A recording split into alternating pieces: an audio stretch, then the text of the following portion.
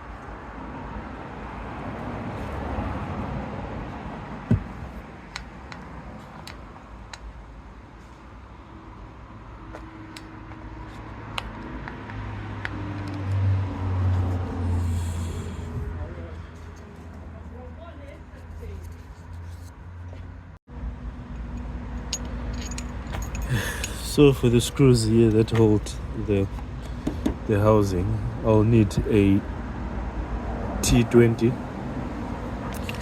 So I'm just going to connect it to my extension. It's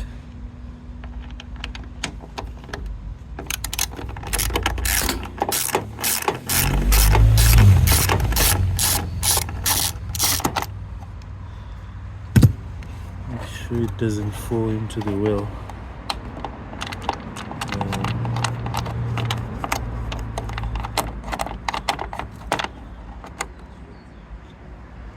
If it falls in here, you're in deep trouble. Better to get something magnetic.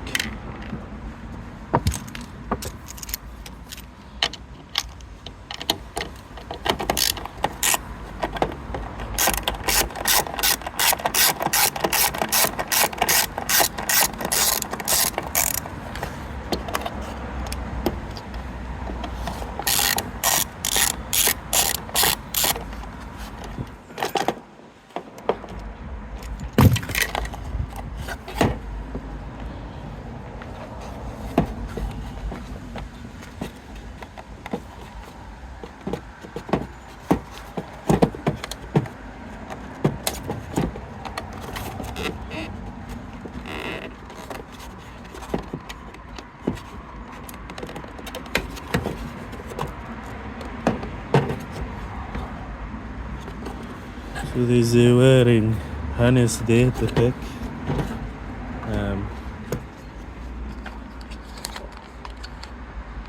This is what it looks like at the back.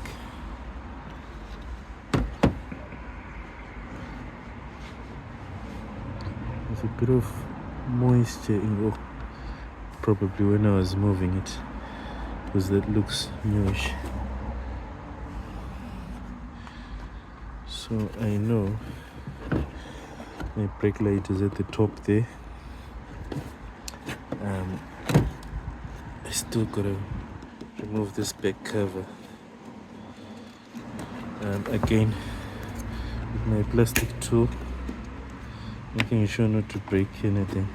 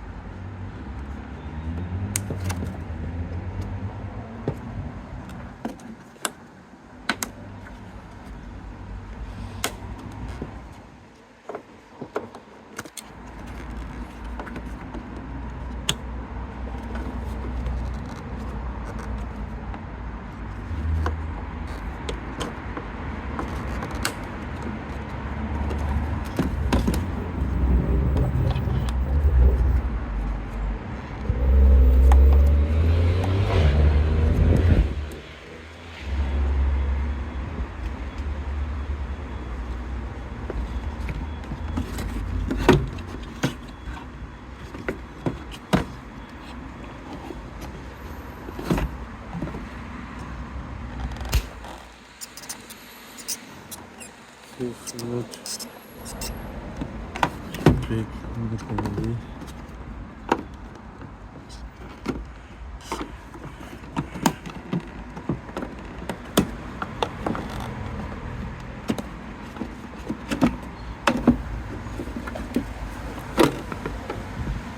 So here's my housing there, and here are my bulbs.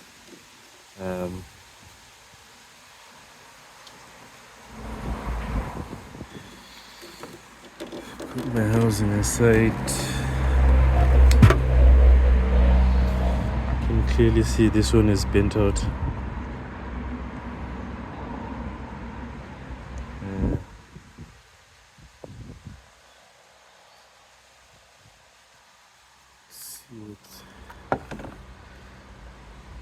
So this is a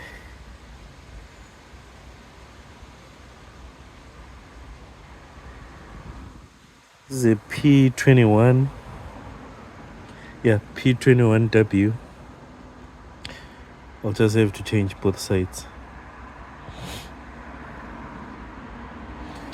Like that's the normal rule with changing these bulbs. Don't just replace one, just replace both sides. It can also come in handy. You see, let's see. This P21W. Usually at the back, Audi puts some codes for the bulbs on the back cover. For future reference, whenever I get another light indicator on my cluster, if I take a picture of these, I know exactly what bulb to order in time before I even open up the car. So I now know that I've got a P21W for the brake lights. I also have got a PYW21 for the stop lights, etc. So it's best to take a picture of this so that every time you can order in advance. In this instance, I'm going to replace my P21W.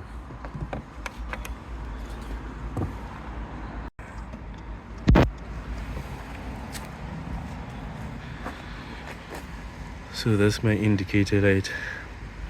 In case you're not sure which one it is and the problematic one, you go to the one that you know it's okay. Just to verify that is the correct light that you're going to replace. So I know my indicator light is this one. In case the other side one it's not functioning. But anyways, you can always put a meter like this one and do a resistance test across the terminals. Let me just quickly show you how to do a resistance test. First thing you need to do is remove the harness at the back. You don't want to test on live electronics.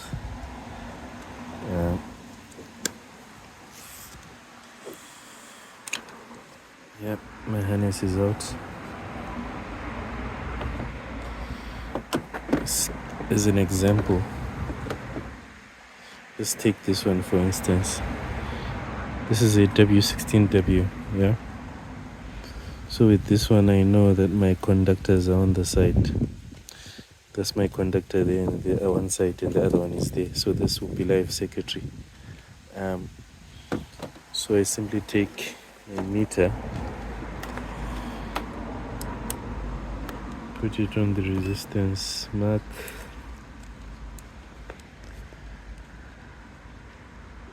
and left and right. So there, I've got 1.9 ohms, which is good enough.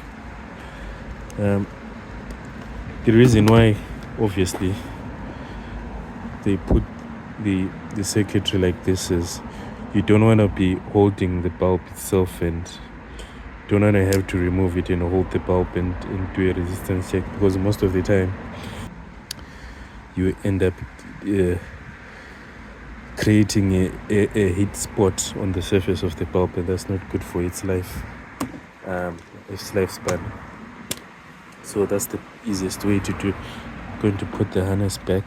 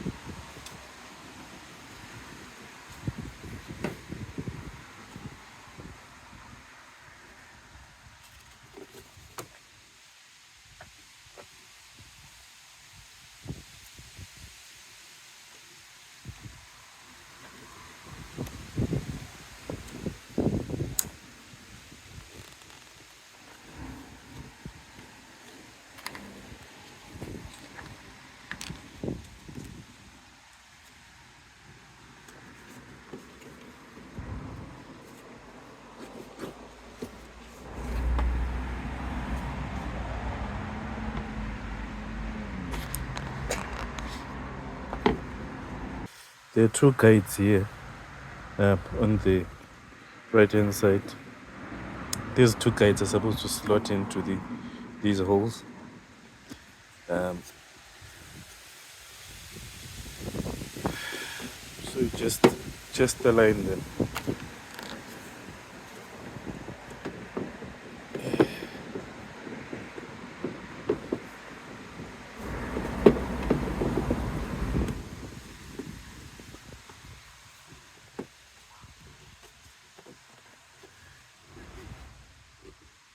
Actually, I'll need to test this in brake light first.